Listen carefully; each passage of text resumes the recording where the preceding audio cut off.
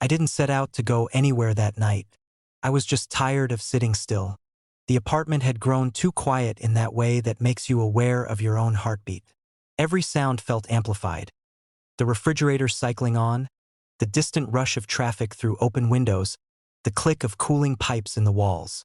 Midnight had already passed, and I knew if I stayed inside, I'd just keep staring at my phone until my eyes burned.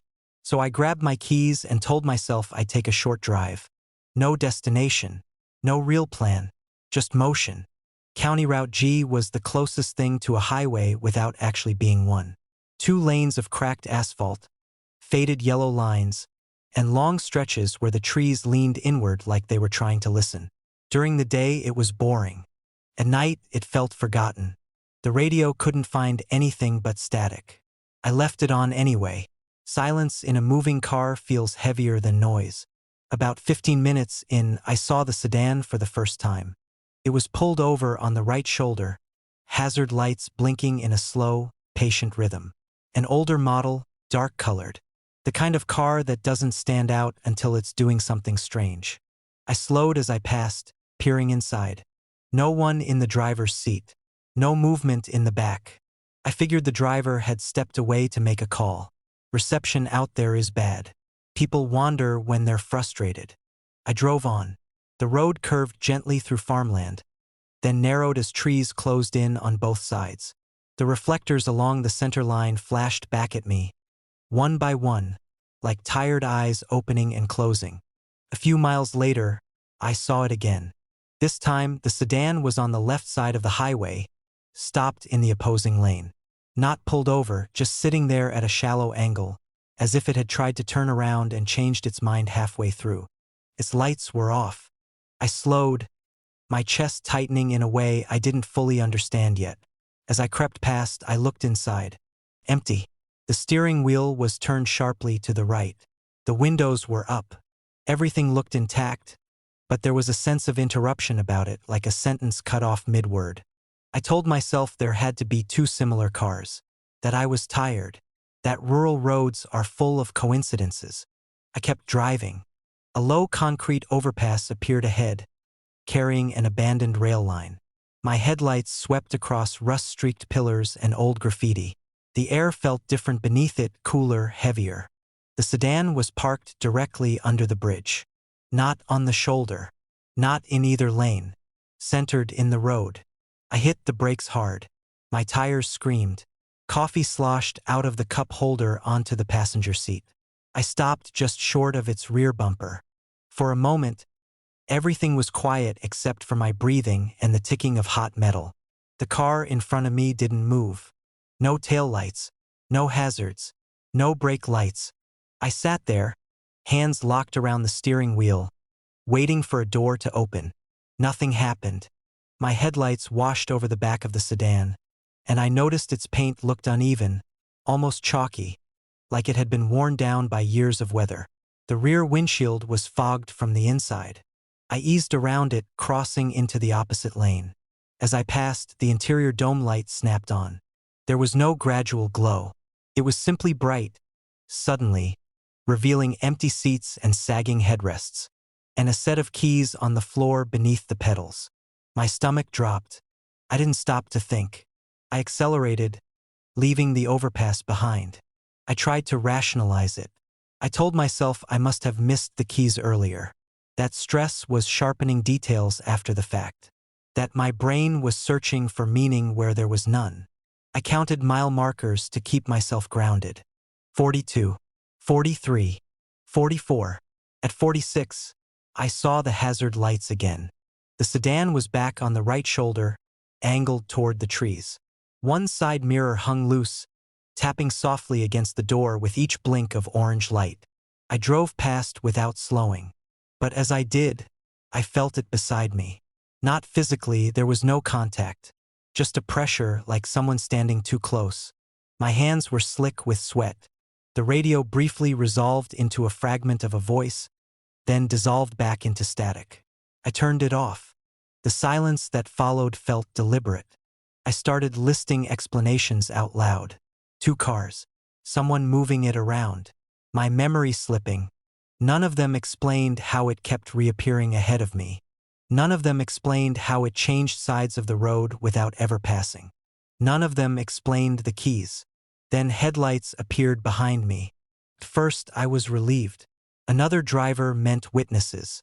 It meant I wasn't alone. I slowed a little to let them close the distance. They didn't.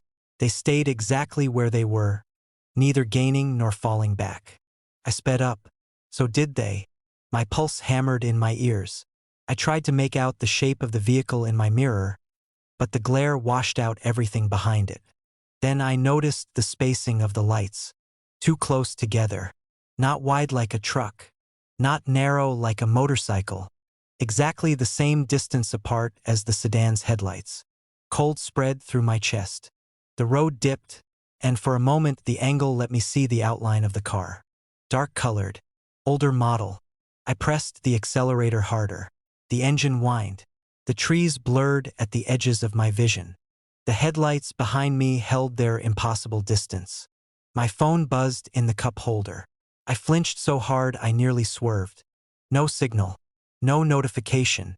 Just the screen lighting up briefly, then going dark.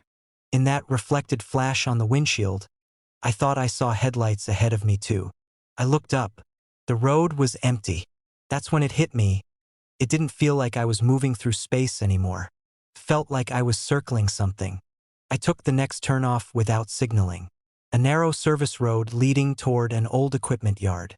I didn't care where it went. I just needed to break whatever loop I was in. The headlights followed. The service road curved between rusted fences and abandoned machinery. My beams jumped across peeling paint and collapsed sheds. Gravel rattled beneath my tires. At the end, the road widened into a small, empty lot. The sedan was already there, parked near the far fence. Not blocking me, just waiting. The driver's door was open. The interior light glowed softly, illuminating an empty seat and a steering wheel turned hard to the right. The keys were gone. My engine stalled as I stopped. The following headlights went dark. The quiet felt thick, padded, like sound itself had been wrapped in cloth. I understood then that the car had never been broken down. It had been stopping, leaving itself in places, setting markers. My phone buzzed again. This time the screen stayed on. No calls, no messages, just my lock screen photo, glowing faintly. And reflected over it, where my eyes should have been, were two pale shapes that didn't move the way reflections should. I didn't get out. I don't know how long I sat there. Eventually, the engine turned over again on its own, as if the decision had been made without me. I reversed slowly, never taking my eyes off the open door. The sedan didn't move. I drove straight home and didn't look in my mirrors once. I haven't taken County Route G since. But sometimes, late at night, when traffic sounds drift in through my window, I think about that empty driver's seat, about how the car kept appearing farther and farther along my route. And I wonder what it would have looked like if I'd arrived at one of those places first. Because lately, when I close my eyes, I can still see those pale reflections. And I can't shake the feeling that the road is still out there, waiting for me to catch up. I took the highway because it was faster. That's what I told myself. It was close to midnight, and I was coming back from a small town I barely remembered the name of. A late visit, an awkward goodbye, the kind of trip that leaves you quiet afterward, replaying fragments of conversation while the road unwinds in front of you. The entrance ramp curved gently upward, merging into a long, empty stretch of asphalt.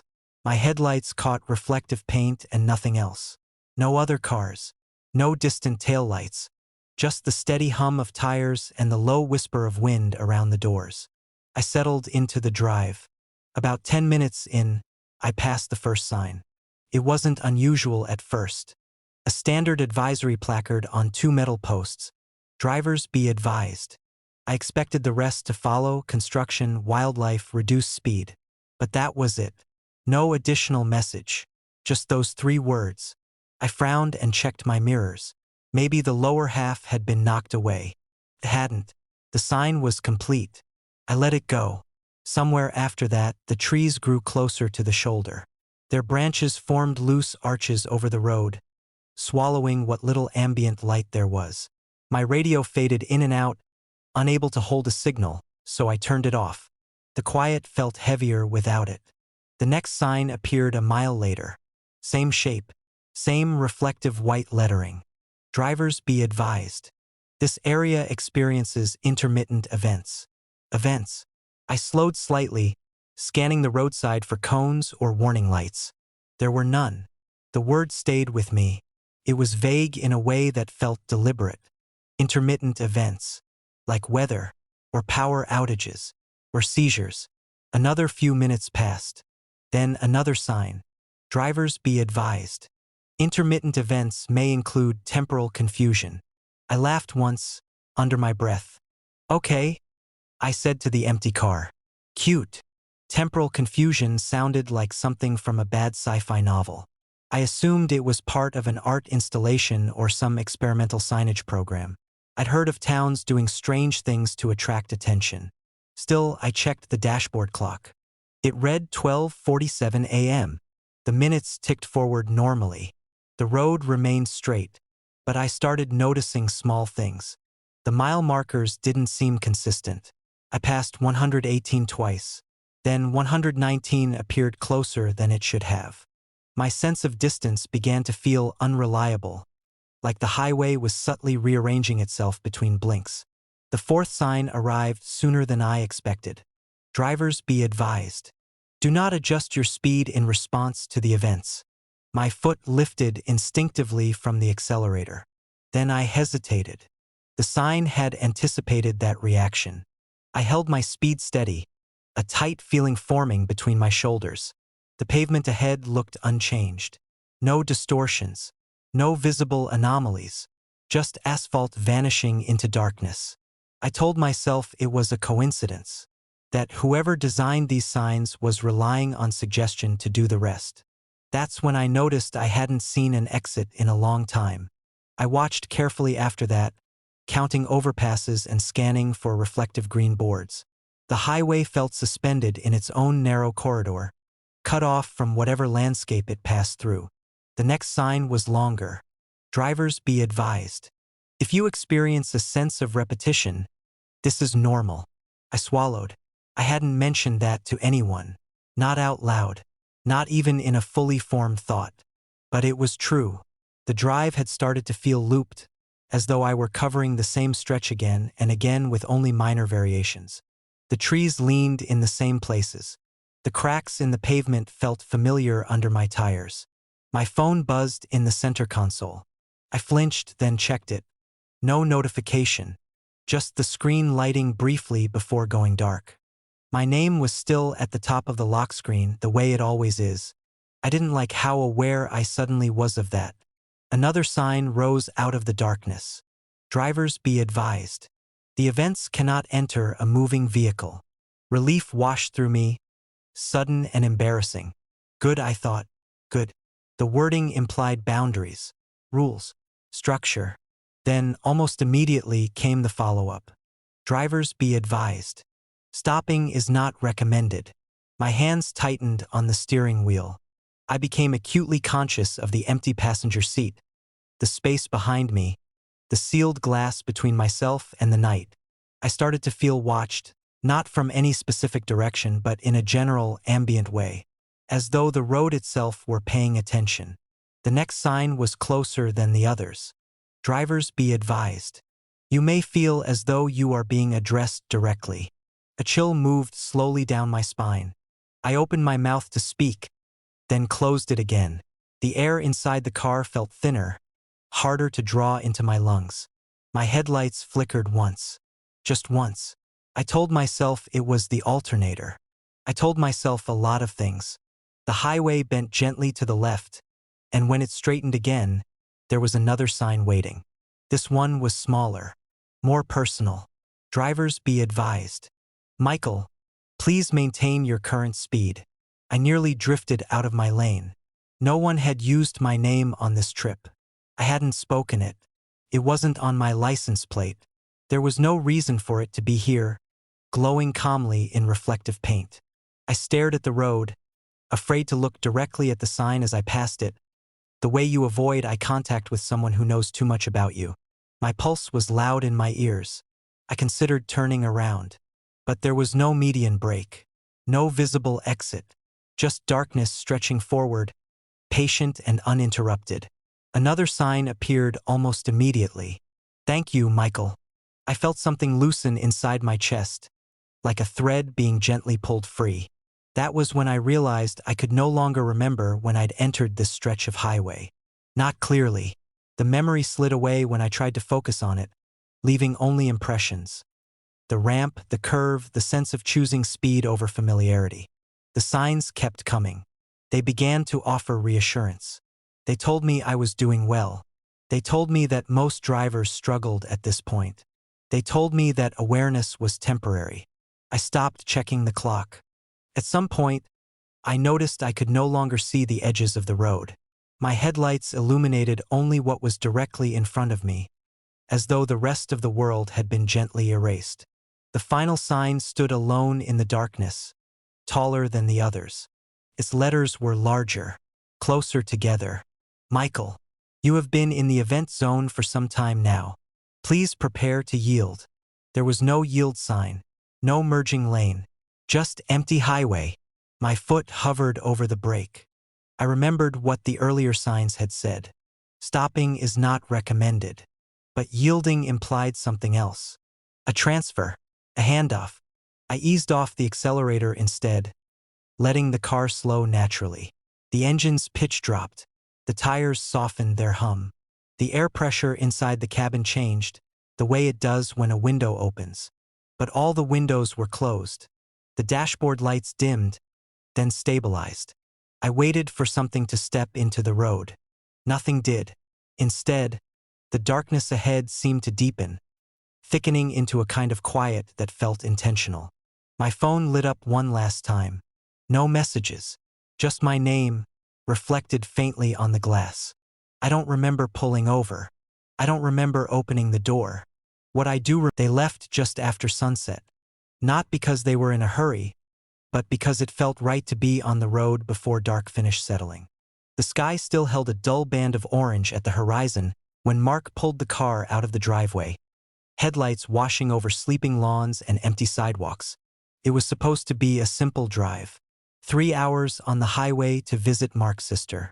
A straight shot through farmland and low forest. No mountain passes, no back roads. Just long stretches of asphalt and the soft monotony of reflectors ticking by. In the back seat, their daughter Ellie had already claimed the right side window, forehead pressed to the glass. Their son Caleb sat behind Mark, headphones on, staring down at a handheld game. Sarah adjusted the climate controls and settled into the passenger seat with a travel mug between her knees. The radio murmured quietly. The engine purred. The road opened up in front of them like a dark ribbon. For the first hour, everything was ordinary. They passed through one small town, then another. Gas stations with fluorescent halos. Closed diners with chairs stacked on tables. Eventually, even those faded away, replaced by long stretches of highway bordered by trees that leaned inward, their branches knitting together overhead. By the time the sky fully darkened, they were alone on the road. No oncoming traffic, no taillights ahead, just their own headlights cutting a pale tunnel through the night. That was when Ellie spoke. "Dad." Mark glanced in the rearview mirror. "Yeah, kiddo? There's someone standing out there." Sarah turned slightly. "Where?" Ellie lifted a finger, pointing toward the right side of the road. "Back there, by the trees." Mark eased off the accelerator and checked his side mirror. The shoulder was empty now, already swallowed by darkness. "I don't see anyone," he said. Ellie leaned closer to the glass. "They were right there, just standing." Sarah smiled gently. "Probably a mailbox or a sign, honey. At night, everything looks like a person." Ellie hesitated, then nodded. "Okay." The car continued forward. A few minutes passed. Then Caleb pulled off one ear cup. "Did you see that?" Mark's hands tightened on the steering wheel. "See what?" There was someone on the left side, just standing there. Sarah felt a small prickle crawl up her spine. "Did they move?" she asked. Caleb shook his head. No, they were just facing the road. Mark slowed again, scanning both shoulders. The trees pressed close here, dense and dark, their trunks forming vertical bars beyond the reach of the headlights. Nothing stood between them. Probably another trick of the light, Mark said, though his voice carried less certainty this time. They drove on in silence. The radio crackled softly. The reflectors whispered beneath the tires. Sarah tried to shake the feeling that had settled in her chest, the sense of being observed by something patient and distant. 10 minutes later, she saw one herself. It appeared at the edge of the headlights on the right side, standing just beyond the white line where the asphalt met gravel. A human-shaped silhouette, tall and thin, its outline too still to belong to anything living. Sarah inhaled sharply. Mark! He saw it at the same moment. The figure did not turn, did not lift an arm, did not react to the approaching vehicle in any way. It simply stood there, facing the road, as though waiting for something to pass. Mark drove by. In the side mirror, Sarah watched it recede into darkness, unchanged. Ellie hugged her backpack to her chest. That one was real. Yes, Sarah said quietly. I saw it too. Mark swallowed. Okay, that's weird. Caleb leaned forward between the seats. Why would someone just stand there like that? No one answered. They told themselves it was a person who had broken down. A hitchhiker who didn't understand how dangerous that stretch of highway was. Someone waiting for help in the wrong place. But the explanations felt thin. 5 minutes later, there was another. This one stood closer to the pavement. Then another farther ahead on the opposite side. They began to appear in pairs, spaced irregularly along the road. Always facing inward. Always unmoving. Their clothing, if it was clothing, blended into shadow. Their faces were swallowed by darkness. The headlights illuminated them only partially, revealing the suggestion of shoulders, the vertical line of a body, the pale hint of hands hanging at their sides. They never stepped back. They never leaned away. They let the car pass inches from their stillness. Sarah tried to call emergency services, but her phone showed no signal. Mark attempted the radio. Every station dissolved into static. The road signs began to change. The familiar green placards with town names and mile markers gave way to older signs.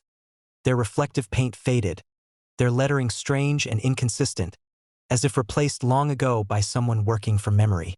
Sarah noticed that the trees had grown taller. Closer. Their branches met overhead now, weaving together into a continuous canopy that blocked out the stars.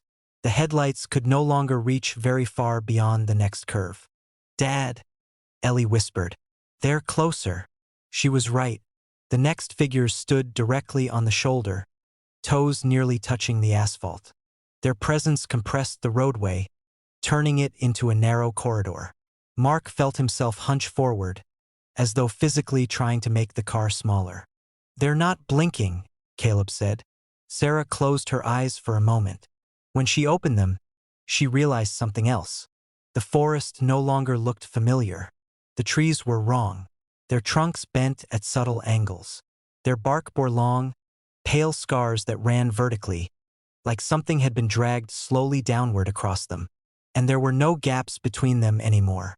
No clearings, no driveways, no side roads, just forest, just road. And the figures, they stopped talking after that. Every few hundred yards, another motionless silhouette waited beside the highway, then another, then two at once. They stood in clusters now, spaced evenly, forming a silent audience to the family's passage. Mark increased their speed. The road did not respond. No matter how fast he drove, the same gentle curves appeared ahead, the same long straightaways, the same shallow dips. The odometer continued to tick upward, but nothing else seemed to change. Sarah began to count the reflectors in her head, desperate for something measurable. Ellie started to cry without making any sound. Then, without warning, the figures stepped onto the asphalt. They did not walk. They did not shift their weight. They simply appeared where the road had been empty moments before, standing in the center of each lane. Mark slammed the brakes. The tires screamed. The seatbelts locked. The car shuddered to a halt inches from the nearest figure. It stood directly in front of them. Up close, Sarah could see that it was not quite human. Its proportions were wrong. Its arms hung too long. Its head tilted forward at an unnatural angle, as if permanently bowed. His face was smooth. Not blank. Smooth. No eyes. No mouth. No nose. Just an uninterrupted surface that reflected the headlights in a dull, curved sheen. Moore stood behind it, filling the road from shoulder to shoulder. Mark's hands trembled on the wheel. "I'm going to back up," he said. He shifted into reverse. The backup camera displayed only darkness. The road behind them was gone. Where the asphalt should have been, there was only forest. Trees pressed close to the rear bumper, their trunks so near that Sarah could see individual grooves in the bark. "There's no road," she said. Mark tried anyway. The car did not move. The engine revved, tires spinning uselessly against something that no longer felt like pavement. The figures did not react. They did not lean in. They did not reach out. They simply waited. Sarah became aware of a low vibration beneath her feet, a subtle hum traveling through the floor of the car, as if the road itself were alive and resonating. The air grew heavy. Her ears popped. Ellie began to sob. Caleb pressed his palms over his eyes. Mark released the brake. The car rolled forward. Not because he pressed the accelerator. Because the road tilted. They began to descend. The headlights illuminated a long, gentle slope, the asphalt stretching downward into a darkness that swallowed detail and depth alike. The figures parted just enough to allow the car through, their smooth faces turning in unison as the family passed between them. Sarah twisted in her seat, looking back. The figures closed ranks behind them, sealing the path. The trees leaned inward. The hum grew louder. The road narrowed. Mark tried to steer, but the wheel felt loose in his hands, disconnected from the tires. The car followed the center of the lane on its own, guided by something beneath the surface. "Dad," Ellie whispered. "Where are we going?" Mark had no answer. Ahead, the darkness deepened, becoming something almost solid, like a curtain drawn across the world. The headlights could not penetrate it. They simply vanished into its depth. Sarah felt a pressure building in her chest, a sensation like standing too close to something vast and heavy. She understood then. The figures had never been obstacles. They had been markers, distance posts. They were not approaching the road. The road had been approaching its destination. The car continued its slow descent. The hum rose into a low, resonant tone that filled their bones. And as they crossed into the dark, Sarah realized that whatever waited at the end of that funnel did not need to chase them. It had built the road. It had placed the witnesses. And it had known, from the moment they turned onto that quiet highway at sunset, that they would arrive exactly on time.